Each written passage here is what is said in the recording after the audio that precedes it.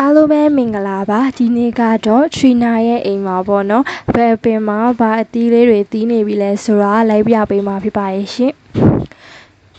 ပထမဆုံးပင်လေးကတော့မလကာပင်ပါရှင်အသီးတွေကတော့ဒုတိယသုတ်သီးတာဖြစ်သွားလို့သိပ်ပြီးတော့မသိတော့ဘူးပေါ့နော်အပင်ကတော့နှစ်ပင်ရှိရယ်ဒါလေးကတော့ပစ္စည်းသေးလေးတွေပါရှင်ကဲနောက်တစ်ပင်ကိုသွားကြည့်ရအောင်နောက်တစ်ပင်ကကြတော့ဆောင်းရပင်ပေါ့နော်အပင်ကတော့တေးသေးလေးနဲ့တော်တော်သီးရယ်တိတ်ပြီးတော့ခူးစားမဖြစ်ဘူးပေါ့နော်ဒီအပင်ကကြတော့တိတ်လည်းမစားဖြစ်ဘူးအချို့ကကြတော့မှတ်နေပြီပေါ့နော်တချို့ကကြတော့အစိမ်းတွေပဲရှိသေးရယ်ဒါလေးကပေါ့နော်တုတ်စားလဲတော်တော်လေးစားကောင်းတယ်ပေါ့ချစ်ချင်းလေးနဲ့စားလို့ရတယ်ပေါ့နော်မှတ်ရင်လည်းချိုလေးနဲ့အရင်စားလို့ကောင်းပါရဲ့ရှင်တဒန်ဒါလေးကတော့ကြက်မောက်သီးပဲဖြစ်ပါတယ်အခုကာလကြက်မောက်သီးကာလလည်းဖြစ်တော့အိမ်မှာကတော့ရှယ်သီးနေပြီပေါ့နော်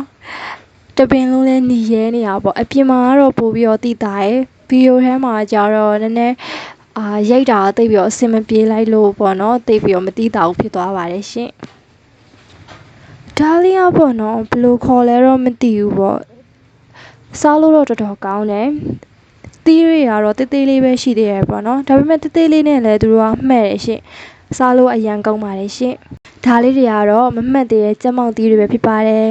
အခုလိုချိန်ပေးပြီးတော့ကြည့်ရှုပေးခဲ့ကြတဲ့တယောက်ချင်းစီတိုင်းကိုကျေးဇူးအများကြီးတင်ပါတယ်ရှင်နောက်ထပ်ဘယ်လိုဗီဒီယိုတွေဖန်တီးရမလဲဆိုတာကို comment မှာလည်းရေးသွားပေးပါဦးနော်အားလုံးကိုကျေးဇူးတင်ပါတယ်တတ